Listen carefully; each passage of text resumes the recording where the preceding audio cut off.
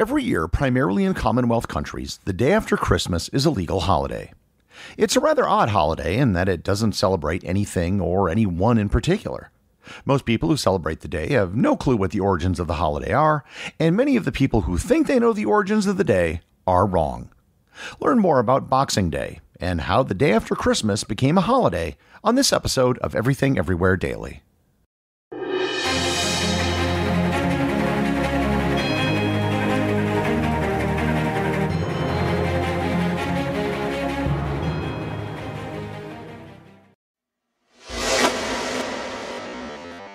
Growing up as an American, Boxing Day just wasn't a thing. When I first heard about Boxing Day, I had no clue what boxing had to do with it.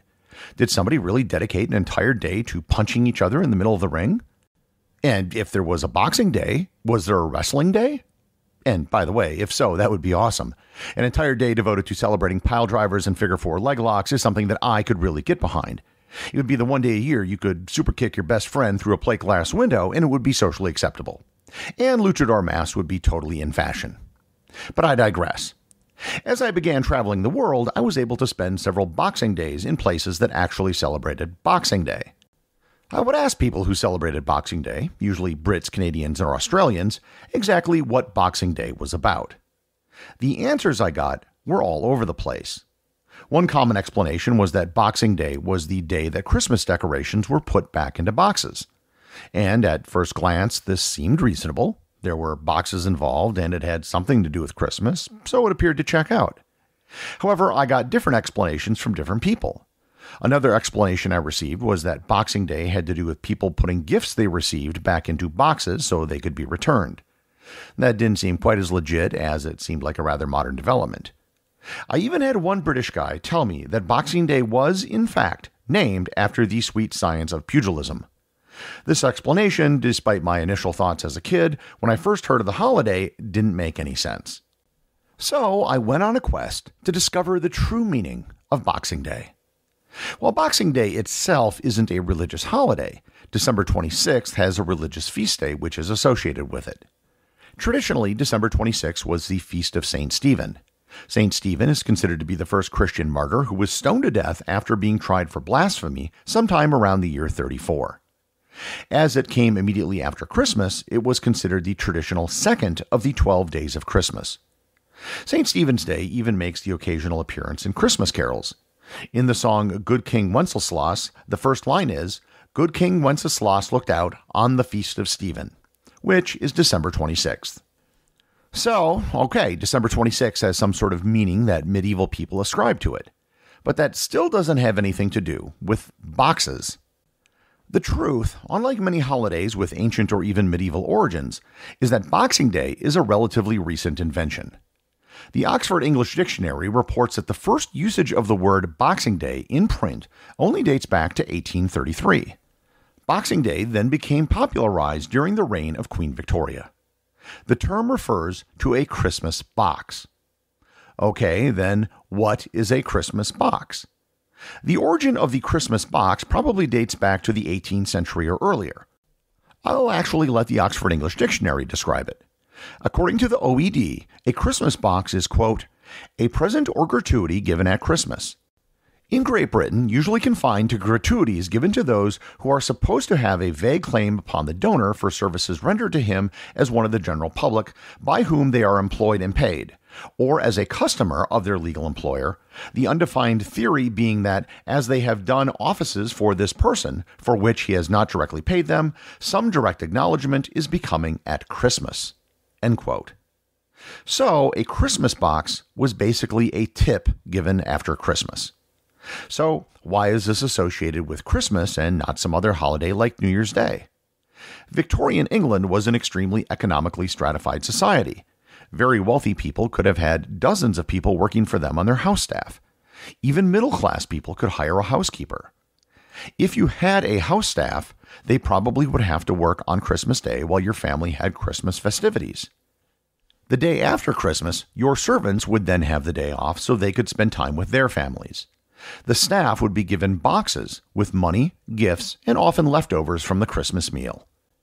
This tradition was eventually extended to other tradespeople and employees as a sort of end-of-the-year bonus. There are other theories on the origin of Christmas boxes. Another theory which is similar is that the boxes referred to alms that were left at churches during the Advent season. The day after Christmas, the boxes would be given to the poor, hence Boxing Day. It's entirely possible that both theories are true and that the day of giving Christmas boxes to one group was later extended to the other group. Either way, it involved boxes with gifts being given to people the day after Christmas. Over time, economic conditions in Britain changed and the tradition of Christmas boxes died out. However, Boxing Day as a holiday in its own right stuck around. People still acknowledged the day as a day off, even if the original purpose behind it disappeared. It eventually became an official bank holiday and part of the calendar.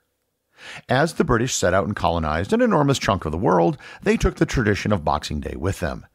Boxing Day is an official holiday in Canada, Australia, New Zealand, Nigeria, the former British colonies in the Caribbean, and Singapore. South Africa keeps the day as a holiday, but they now call it the Day of Goodwill. And likewise, many other European countries still have December 26th as a holiday, but they just refer to it as St. Stephen's Day. The fact that it's a holiday really has more to do with its proximity to Christmas than it does with the importance of St. Stephen on the religious calendar. And in many countries, they just informally call it Second Christmas. Today, Boxing Day is really just an excuse to have another day off. In the UK, it's become a popular day for sporting matches like football/soccer and cricket. It has also become a huge shopping day. It has often been compared to Black Friday in the United States. There are Boxing Day sales and most stores are open. In fact, for many countries with Boxing Day on the calendar, it's the biggest shopping day of the year, making the Black Friday comparison rather apt.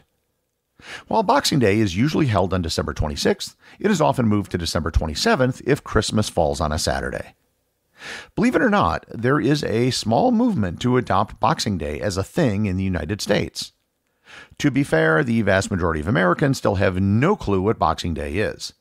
However, there is a great deal of demand by retail outlets for yet another shopping day, and Boxing Day fits the bill.